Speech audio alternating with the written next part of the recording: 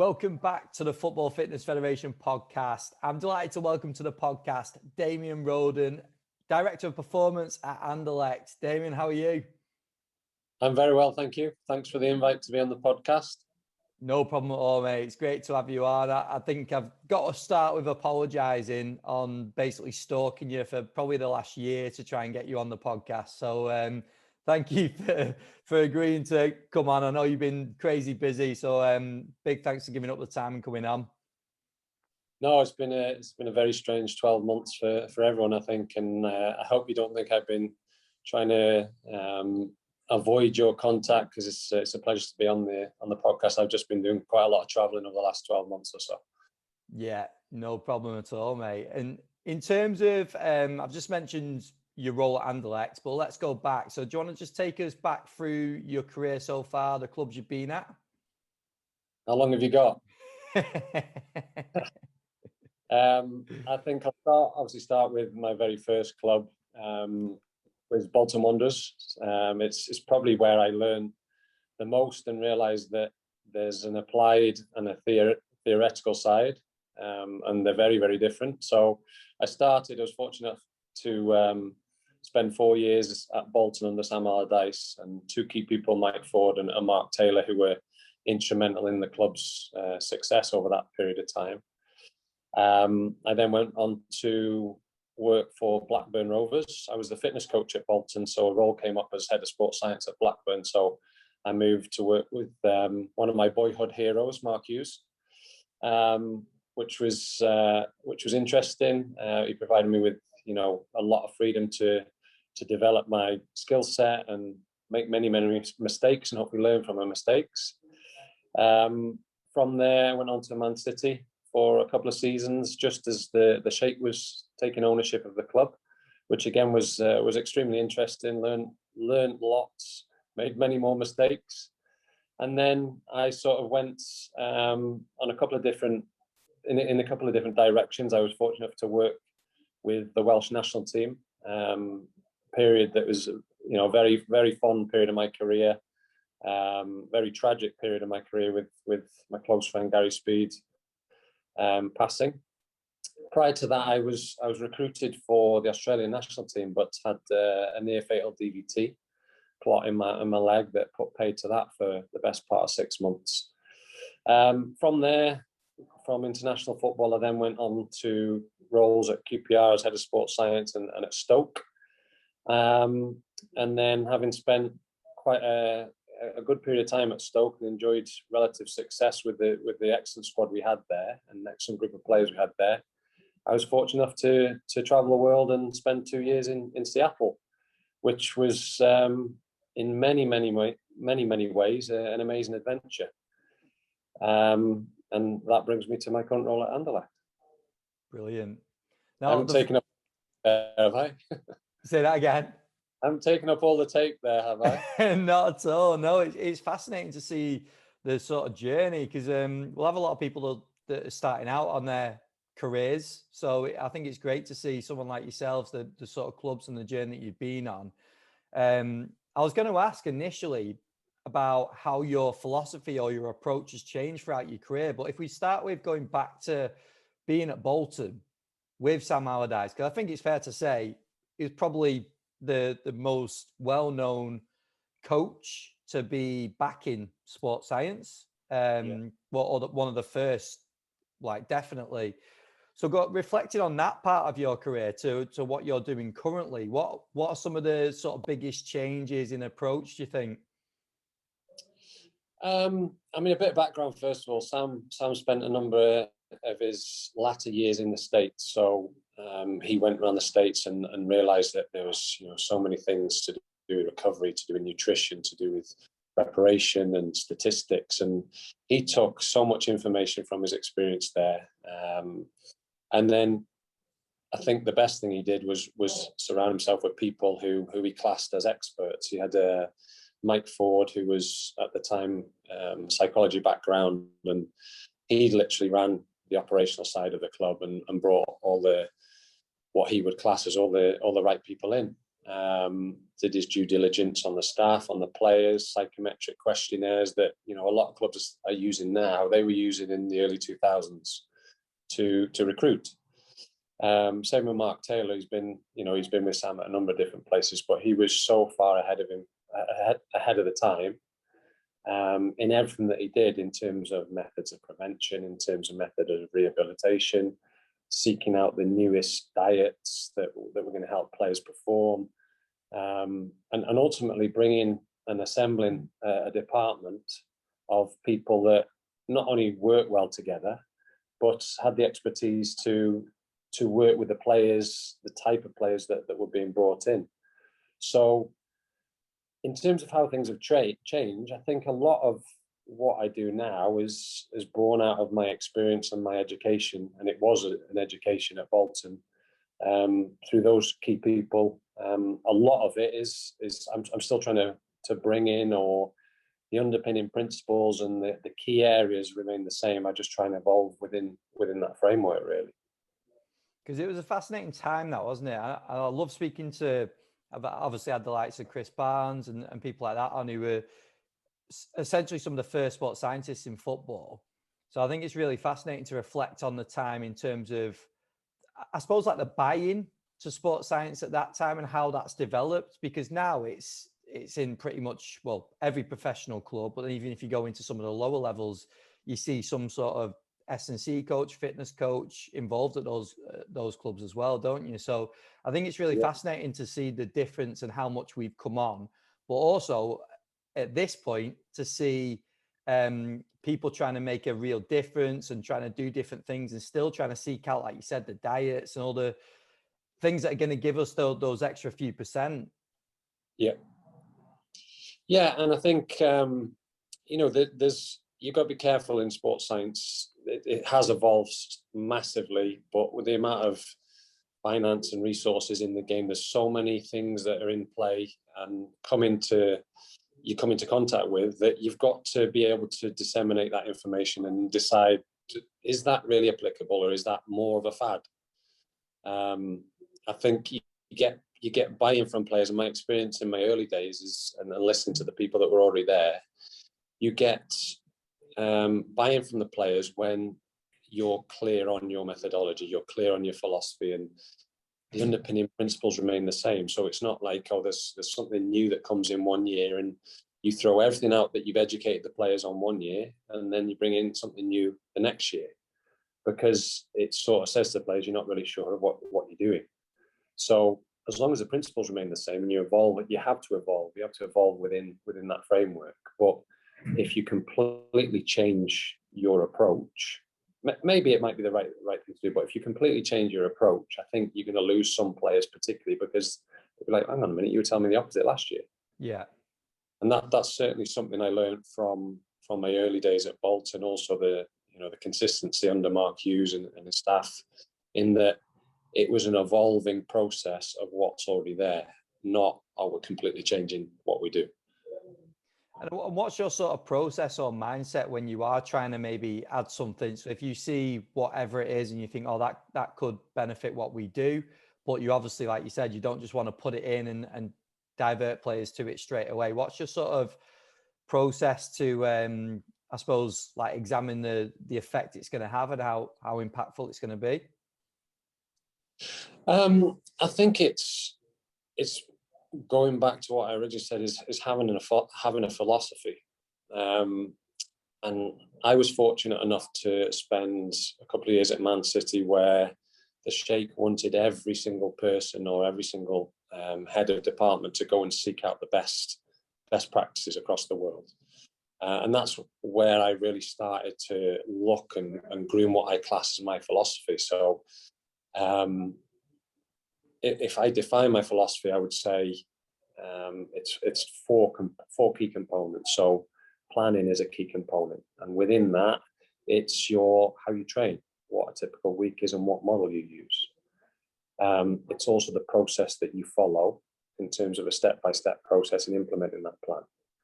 Then it's looking at elements to do with prevention. So I class prevention as screening and testing to know exactly where the players are at any given time. readiness on any given day, whether that be through wellness questions or tests that you implement to see where they are and how they're responding to training games.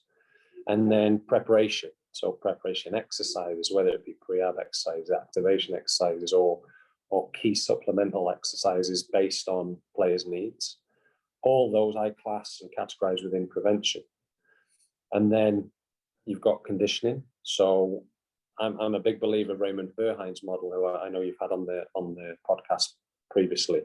And whilst I've tweaked and evolved it a little bit, the principles of that model I think are fantastic. That's not to say that any other model isn't fantastic, because I think if you're getting success, you're getting availability, you're doing something right. So when I talk about conditioning, it's a model. It's how you factor in individual differences within that.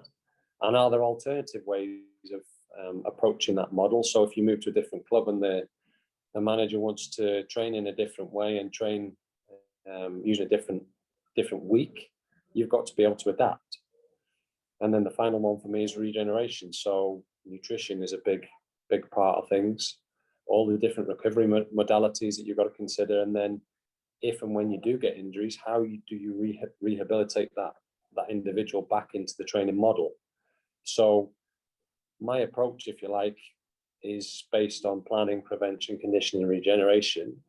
So knowing that I've got key principles within those 4 domains, anything that comes into my direction or comes into my area for assessment to see if we can improve will be based on, right, can it help us improve our prevention? Can it help us improve our conditioning? Can it help us improve our rehabilitation?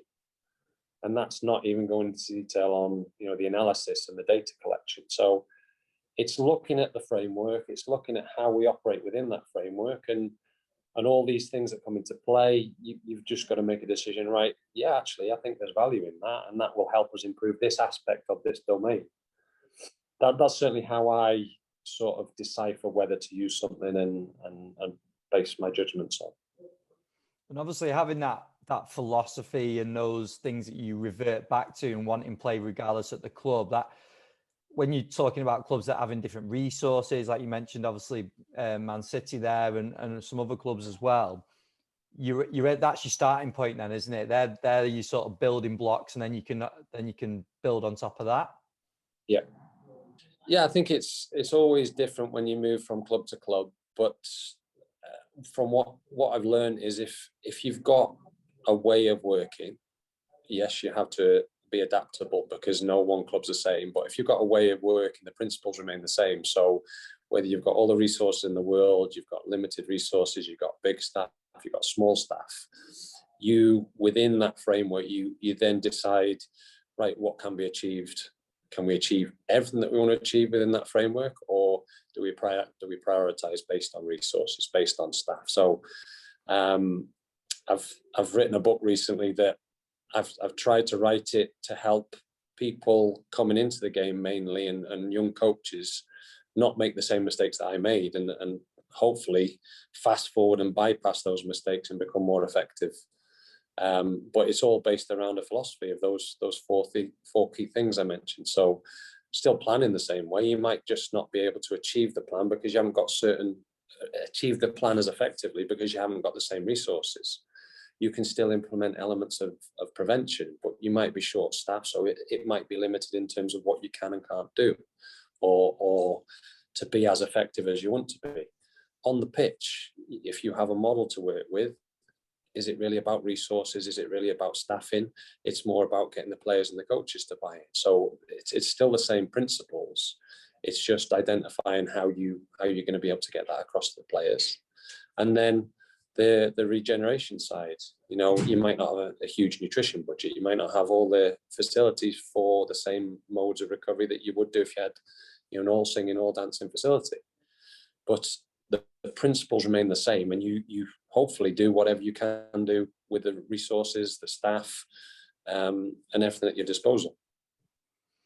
Brilliant. And I know you mentioned staff there, and that was one thing I was going to speak to you about, is building cohesiveness within like a staff structure, because it's something that we spoke about a lot on the podcast. Obviously, you mentioned before about Allardyce getting experts in and people that are top of their field, but then there's having those people that are top, but then having the teamwork together, isn't there? And we can have a lot of people that are very good at what they do, but they have to link in with other people as well. So what's your experience on that in terms of creating a team and probably creating a culture within the staff as well?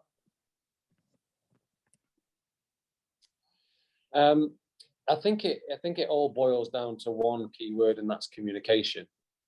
So if I talk about my own approach, I think the communication side is, if you're able to communicate to the coaches first and foremost about a way of training, and you get that understanding of from the technical, tactical, psychological, physical perspective, and you reach an agreement and you all know, what you're doing, that's the first point. Within that, obviously, each practitioner feeds into. So you've got your strength and conditioning, you've got your psychologist, if you have one, you've got your physiotherapist, your masseurs, and so on and so forth. So nutritionists are added to that, and other specialists. But if you have communicated to the head coach, for example, and we all know what's happening from an approach or a philosophy point of view, the next step is communicating that to the key people within the performance department. So if we know what match day +1/+2 entails, if we know what match day -4, 3, 2, 1 entails, the strength coach can then plan exactly what they need to. The nutritionist can advise the team and the staff and the players as to what they should be doing on set days, knowing the model that's going to be implemented. The practitioners can prepare, the physiotherapists, the masseurs can prepare the players for different intensities and type of work. But I think without the communication from, the top, the hierarchy, I think that all falls flat. So communication at all levels, but starting with the head coach and your relationship with the head coach, and then disseminating that information to each individual practitioner, I think is the key to cohesion. Because everybody's happy, everybody feels that they're contributing. I think the biggest problems arise when people don't feel like they're having a say, they're having an input, they're being listened to. So hopefully I've answered your question there. Yeah, definitely. And I know you said about Raymond Verhein's work, and that was one thing I took from the podcast with him. Probably the biggest takeaway was when he was speaking about the importance of communication, but also language, and trying to get this common phrases that we use throughout practitioners, because that's where, I suppose, when teams don't have that, aren't cohesive in the staff, that's where the breakdown is, isn't it? Because when you're trying to communicate with someone else that might be from a physio background or psychology background, if you're not got these common phrases, it can be quite hard to sort of get your point across. Yeah, and it is very difficult, certainly in the football world, because you've got physiotherapists that have been educated in a certain way. You've got masseurs that have been educated in a certain way, strength and conditioning coaches. Then even within the fitness coaching realm, if you like, you've got people who've been educated from, in different ways, in different backgrounds. And then you add the coaches you've got percentage of coaches that have played, and that's their reference point. And then you've got the coaches that have come through all their coaching courses and have got a different background again. So it is very difficult. But the biggest thing I learned from Raymond ultimately is, if you start with the demands of the sport and the demands of the game and use as simple language as possible, it's a global reference.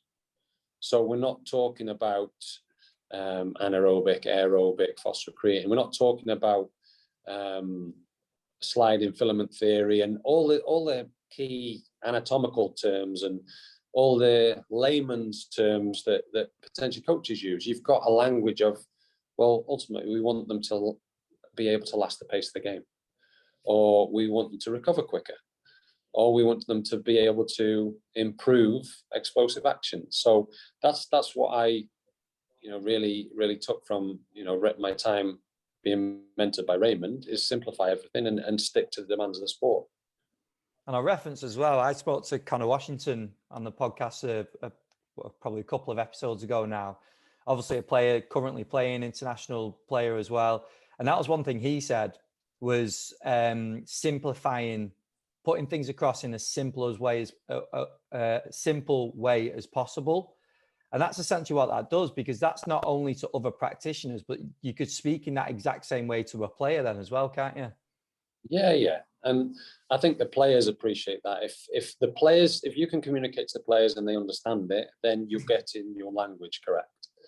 And that's no disrespect to the players, but all they want to know is if I'm a fullback or a centre midfielder or an attacker, and my fitness coach, my coach, or whoever it may be that I'm working with can relate to my needs in possession, out of possession, in transition, and all the other things off the pitch, then you're going to get greater buy-in and greater success, I think.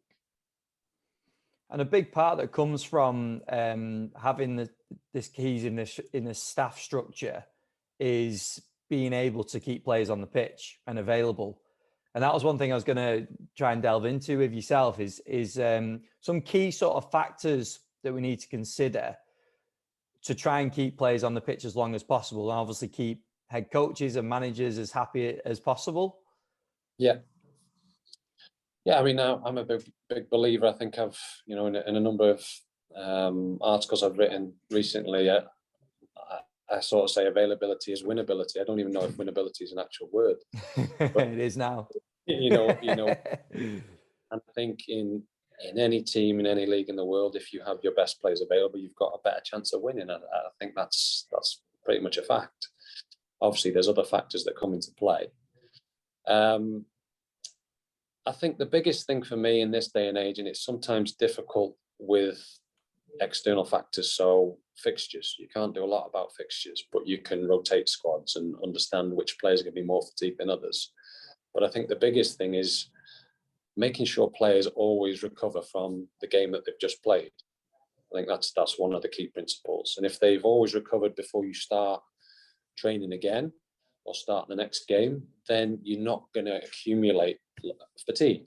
And ultimately, I think we all know that fatigue causes or leads to many injuries, lack of coordination because your body's fatigued.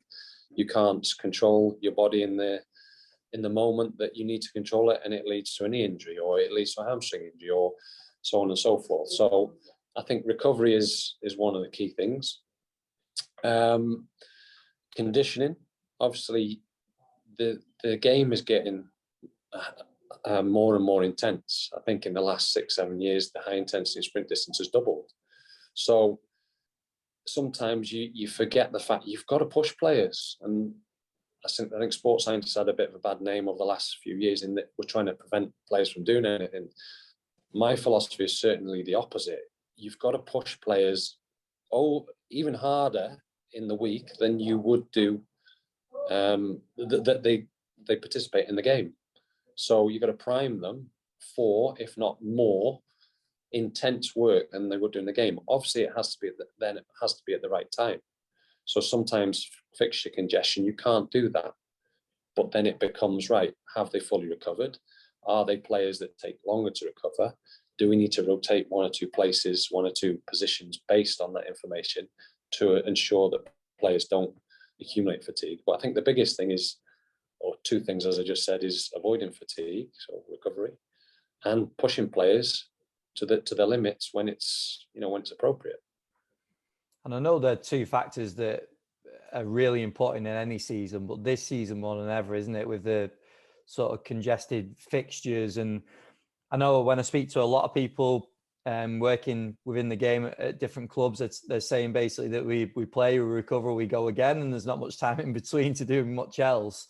But then the conditioning side is an interesting part, isn't it? Because that really comes then into managing the individual within the team setting, because we're going to have players that are going to be playing a lot of minutes and then other players that are going to be sort of in and out. So then it's basically keeping them up to speed, isn't it, throughout the season? Yeah. And again, I think that's going back to what I said about the importance of having a way of training. So when there's a midweek game, we class as a neutral week, but when there's not a midweek game, there's a model and a cycle of work that you have to get certain types of work in. Obviously, the championship is a key one where it's game. But then for me, it's understanding like you just said, understanding your players. If you've got a really explosive player that's going to take longer to recover, at some point, the risk increases of them breaking down. No matter how much work they do, just by nature of the fact that they're explosive, or they're older, or they've got a big injury history, or their playing position means that it's a very, very high demand position. You add all those four factors together, and they're playing and playing and playing and playing. It might be best to identify players, 2 or 3 players, where every other week you do rotate. Something that I know a lot of practitioners look at, and I certainly look at, is their demands, certainly high intensity and sprint distance on a weekly basis, and always trying to stay within a safe band, but also trying to make sure they hit 90-95% of the maximum speeds every single week before they go into the game. So they're 2 key things that I class as non-negotiables, if you like, going into games, and then evaluate, look at all the data. Are they within safe bands? If they're not within a safe band, it determines what you then potentially do the following week, and keep track of over a period of time. And that then gives you that system then, doesn't it, to manage those individuals like we just said, because you're looking for those 2 factors to sort of box off, and then if they're not done, there's something that you can focus on. Yeah, and I think it's well known. You'll have a body of players that don't play regularly. What do you do with those? And it's the same principle. It's having a model, considering the players that are playing all the time, but also considering the players that don't play all the time, and consistently looking at those variables. Have they hit maximum speed or near maximum speed going into the game? And is their high intensity and speed and sprint distance output consistent? There's not any big peaks or troughs. Whether that's a model where after every game you do work on the pitch, or is it after every game the following day is a friendly game, or a game organised for those players, or is it a training session? Whatever it may be, the principles are still the same, in my opinion, in that you're constantly looking at the variables to make sure there's no huge peaks, huge troughs, and they're always evolving in terms of how much they're being exposed to, so they're getting fitter at the same time as well, even though they're not playing. And this goes full circle as well, because it defines the importance of that communication and relationship with the coaching staff, the head coach, the manager as well, doesn't it? Because when you're talking about rotating players and things of that nature, like, that's where you've got to have that relationship, isn't it? Yeah, and it goes back to what I said about communication. It's the manager and the medical and performance team have to have that level of understanding. And in my experience, there's many coaches and managers that just look at the week ahead. Some just look at the day ahead. But the most forward-thinking managers, in my opinion, are those that look 5-6 weeks ahead, how that 5-6 weeks fits into the following 5-6 weeks, and how that following 5-6 weeks fits into the season. So it's always you're looking ahead and trying to preempt any possible problem before it actually happens. Vincent Kompany astonished me in terms of how bright, for a young manager, how bright and how innovative he is. Always looking ahead, always thinking about the what ifs, and ultimately sticking to key principles. And he's obviously developed that as a player as well, and done that when he was playing, and just taking that into his coaching role. Yeah, I mean, you don't spend that long at the top and not pick up elements of best practice. But another thing that astonished me was just how open-minded he is. He's got a thirst for learning, and again, he's similar to Sam Allardyce and Mark Hughes. In my past experiences, they surround themselves with people they trust. They surround themselves with people that they think will improve them, not necessarily because they like them or they're friends. It's who they value is the best person in that area. And I think that's ultimately what a lot of the top people do. Yeah, 100%. And I was going to just ask about player fatigue as well, managing player fatigue, because another big thing that's within this season is obviously players are going to be suffering with high amounts of fatigue. And it's not always going to be the case that we're going to be going into games and all players are going to be 100% fresh and ready to go, is it? Like there's going to be a few knocks picked up throughout, so especially this time of the season in the UK, like we're getting to the crunch time now, and players have gone through a hell of a lot of games. Where does that fit into sort of the system in terms of players not getting to this part of the season, not being 100%, but trying to make it through the last few games as fit and healthy as possible?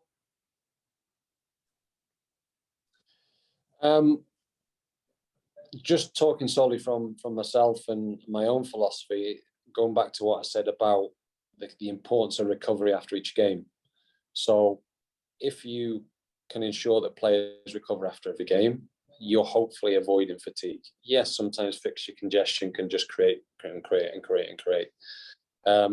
Something that certainly the last 2 or 3 places I've been at, we've introduced what we class readiness as readiness tests. So there's, I think at most places now, most academies, wellness is well documented and asking players how they feel. And there's, that's, I place a lot on that, high value on that in terms of getting feedback from players.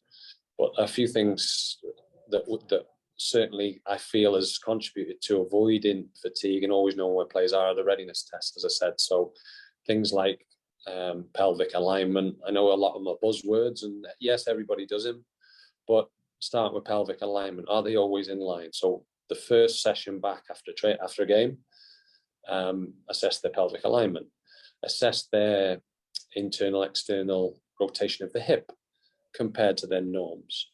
Things, so a knee to wall test, calf flexibility, sit and reach test, things that have been around for years and years, looking at their mobility, the back, the hamstrings. And then again, a lot of people use the Nord board for looking at glute and hamstring assessments, and the groin bar for adduction, abduction ratios and strength. So I'm a big believer of doing all of those things consistently, so that if players are supposedly fatigued, functionally, are they still where they need to be compared to where they've been all season? So if we have benchmarks for those different tests and players are there or thereabouts, and they drop and they report fatigue, that is, that there's some red flags there. So we may need to advise the coaching staff about certain aspects of training, certain aspects of team selection. But if they're feeling a certain way, yet functionally they're where they should be, and from a strength perspective they're in balance, then we're less worried about that particular player, and it's more about maybe looking at the sleep patterns and things that will help them feel better, nutrition, and other aspects that we may be able to help them feel better. But with all that information, you can at least reassure them, look, yeah, I know you feel tired, but functionally you're really strong. Where you have all season. So that again, that's just something that I found really useful at the last couple of places that I've been at, and that have helped us keep players available to me. And if that gives you that feedback as well, that functionally they are in a good position, that psychological sort of switch with a player could be enough, couldn't it, to sort of go, actually, oh yeah, well, I am okay. Like I'm ready to go. Yeah, I think we all get to know our players as well, and you got some players that they're getting all their ducks lined up in a row in case they have a bad game. Some players have had a big injury history and they're scared of getting injured again for obvious reasons, and it's just they do need that reassurance at times. And some players just generally feel emotionally or mentally fatigued. It's maybe not physically, but just all the traveling, results, things going on at home, social media, all the things that come into play that could make them feel generally fatigued. Yeah, definitely. And I'm sure you've had some big conversations with head coaches, and obviously no need to name any names, regarding results and players being in position. So if a player isn't necessarily, if you feel like they're not ready to play, but the manager wants to put them in because they're trying to push for results and they want them within the team. I know a lot of people will be in situations like that or have been in situations like that. What's your approach to that? Like, because that's where things become hard, isn't it? Because it's obviously we go back to relationship, the communication, everything we spoke about before. But these are some real life things that can come up within a season when we're striving for results again, especially at this time of the season.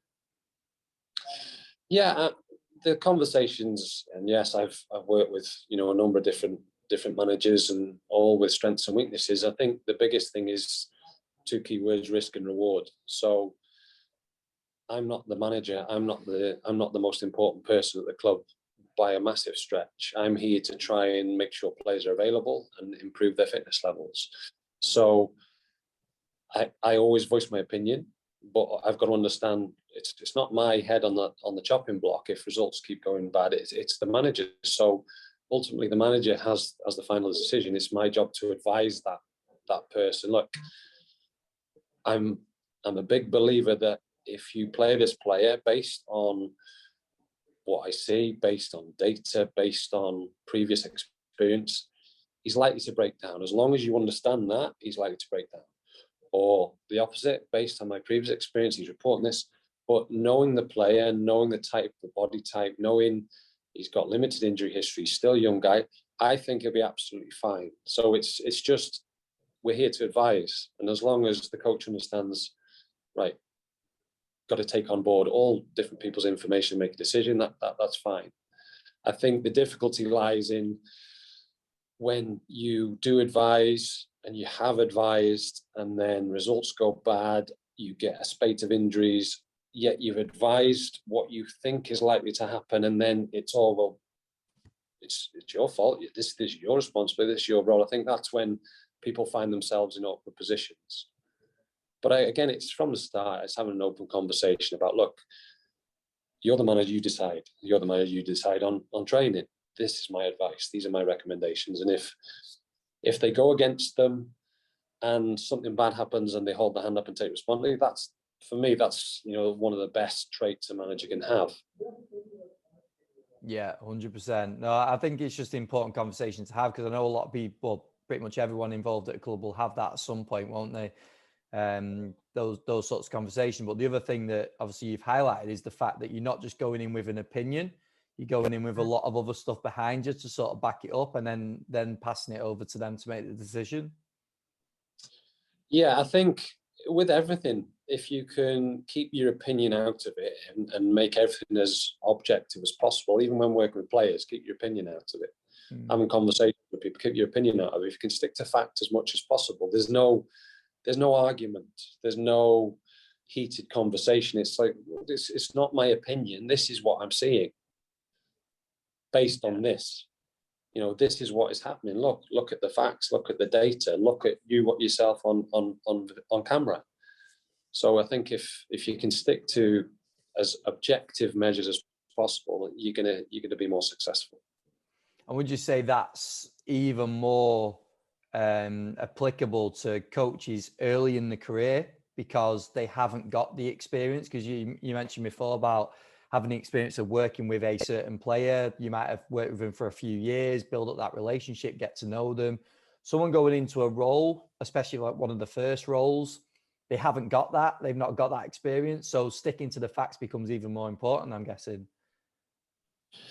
Yeah. I'm thinking about Vincent Kompany again in terms of it's his first role, but I can't think of, maybe, on one hand, I can think of the decisions that he's made that, you may be questioning. His decision making is phenomenal, but that's based on years of observing, obviously, people in positions, but it's still his first managerial role. But yeah, again, I go back to if you have underpinning principles and a framework of how you operate, that's your reference point. So you're making decisions based on underpinning principles. It's not based on a whim. It's based on these underpinning principles underpin everything, and the principles for a reason that they're factual. It's not just they're proven to be successful over a period of time. So it's going back to having a model, having a way of doing things, and always referring back to that framework, if you like. Yeah, brilliant. Now, at the end of the podcast, I always call them quick fire. I need to get a different name for these because they're not really quick fire. They're just the same questions that we ask in each episode. So we'll delve into these if that's all right with you. First one being, who are some of the biggest influences on your career so far? My parents, obviously.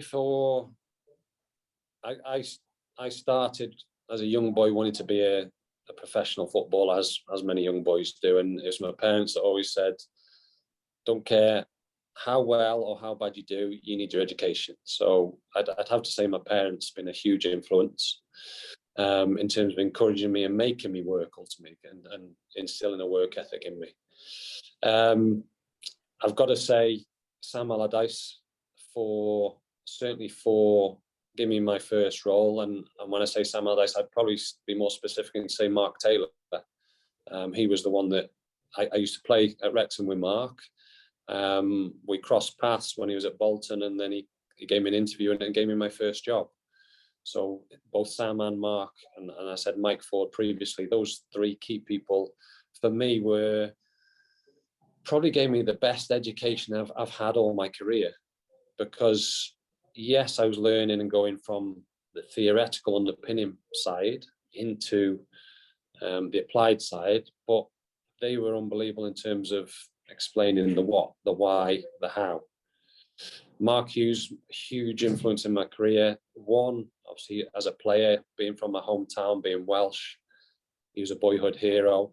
And then having the opportunity to work with him as he was evolving his managerial career, that was, a huge influence, but also allowing me the freedom to learn and develop myself.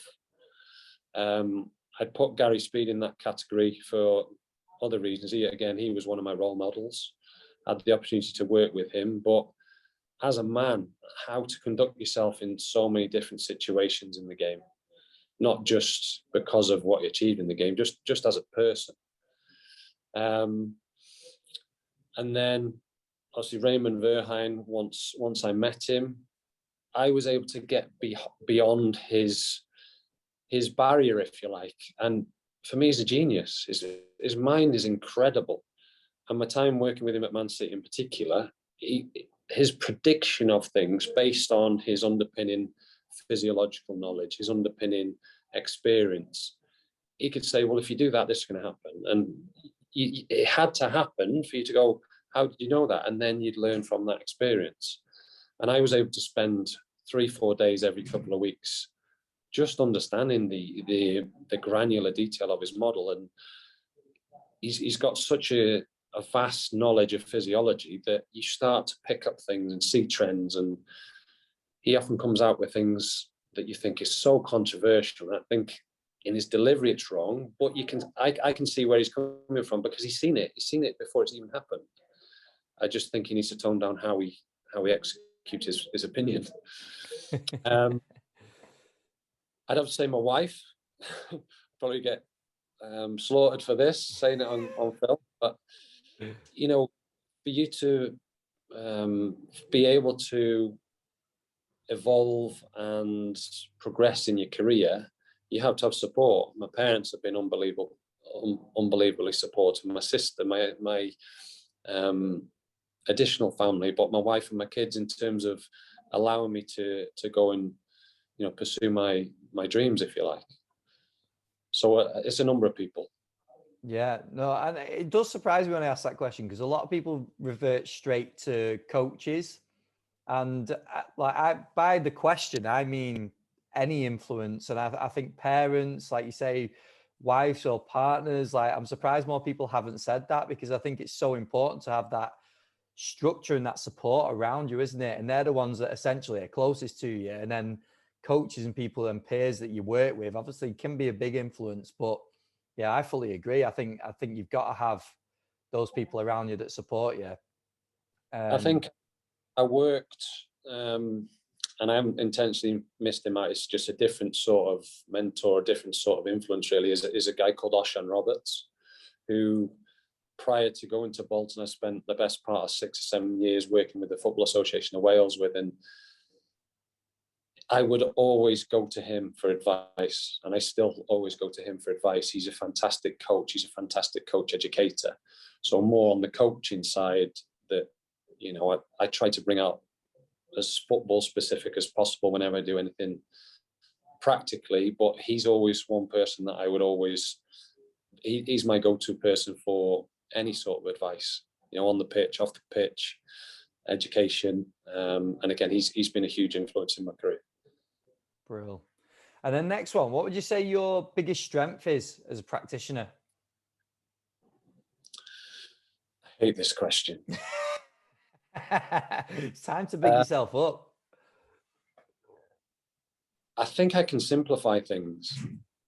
I think no matter what I do, I try to simplify things for the coach, or simplify things for the player, or simplify things for the delegate if I'm delivering a coach education course. I think that's a skill, and people who I've given my, you know, an edition of my book to just read through, to give me some feedback on it. That's the key thing they've said. You simplify everything. You make everything sound and seem really easy, so the layman can pick it up. So if that was one strength, as I said, I hate that question, but that's probably the one thing I'd say.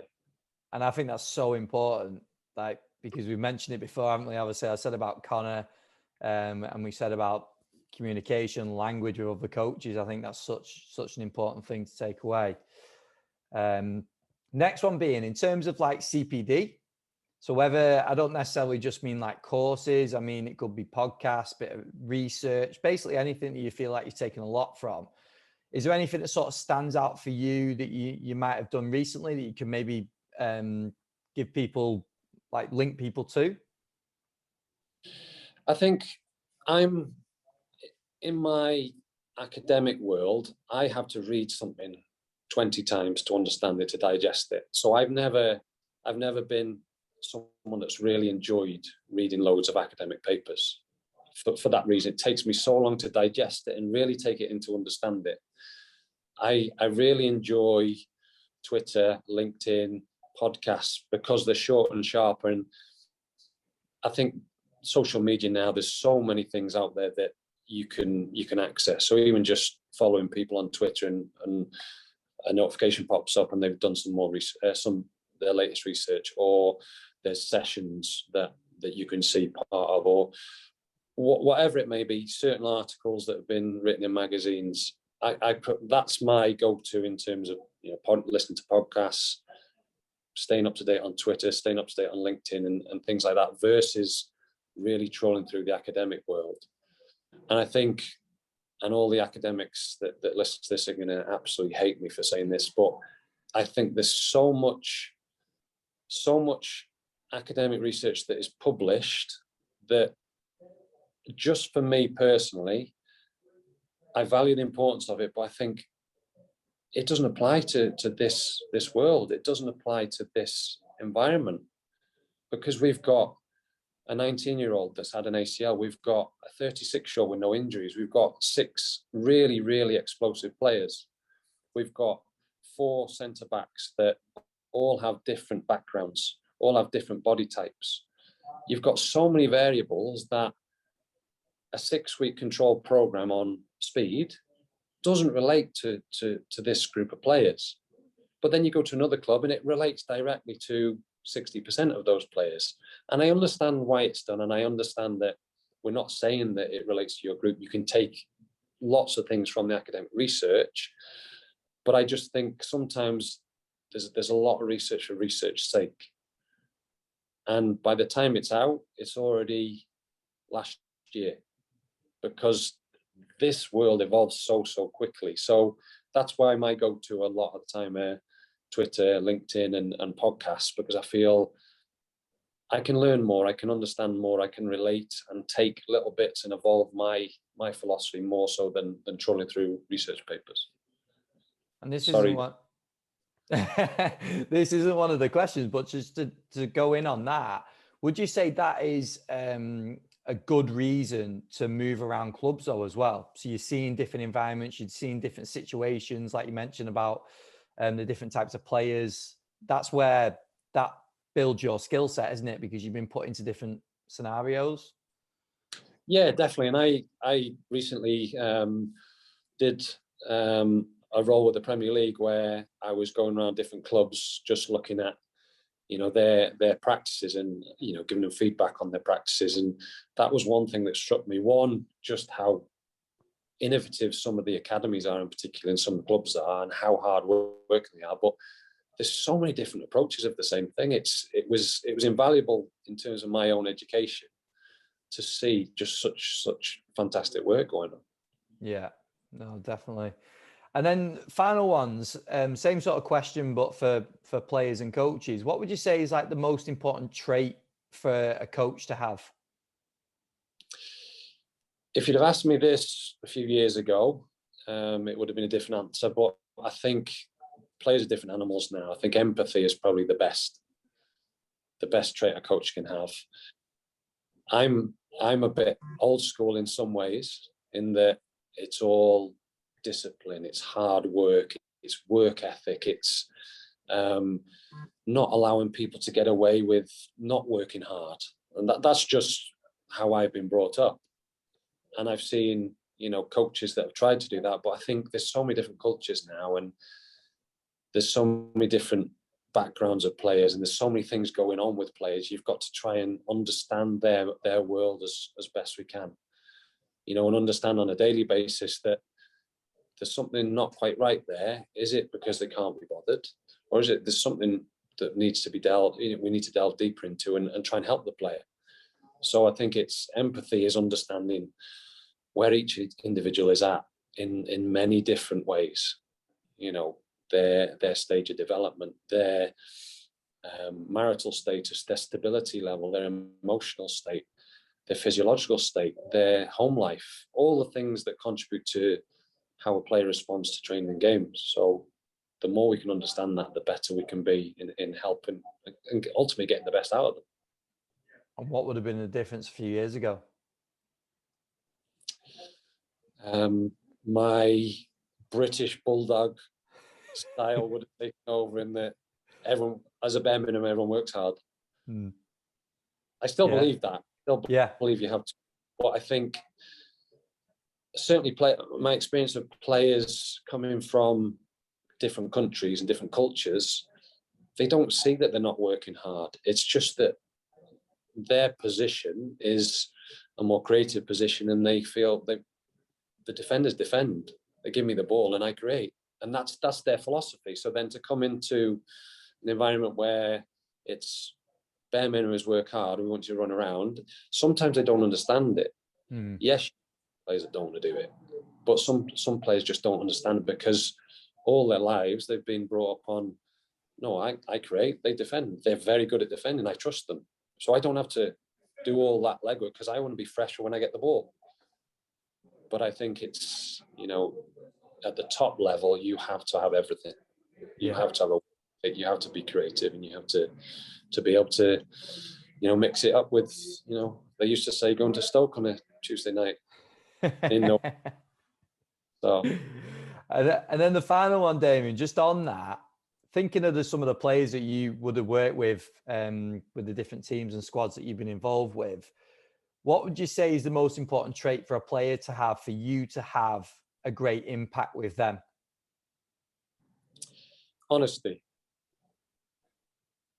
If a player's honest, I think any coach, any practitioner, anybody will get along with them, because if they're honest, they know when they've not performed well. They know when they've not prepared well. They know when they've not recovered well. They know when they've not applied themselves well.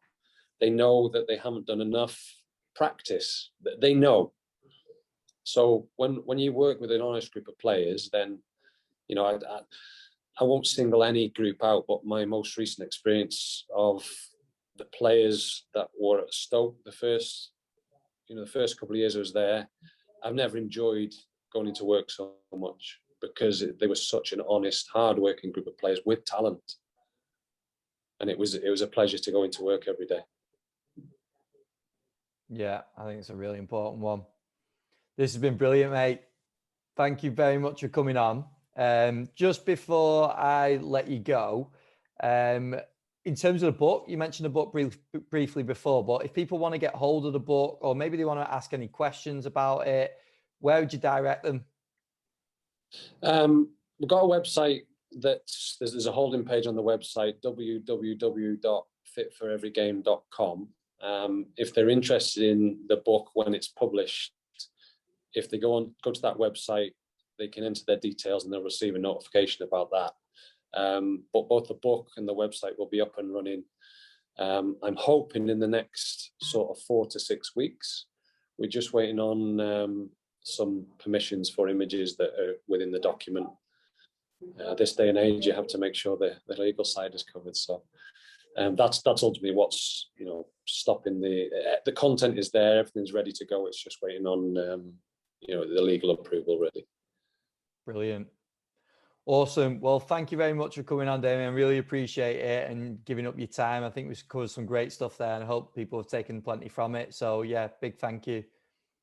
No, thank you. And this is one podcast that I really enjoy listening to, and I'm not just saying it because I'm on the podcast. There's been so many fantastic practitioners on it that I've taken something from everyone I've listened to. So it's a privilege and a pleasure to be invited on here. So thank you very much. Brilliant, mate. We'll just stay on the call a second while we just wrap up. But yeah, big thank you for coming on, and let's stay in touch. Okay, thanks, Ben.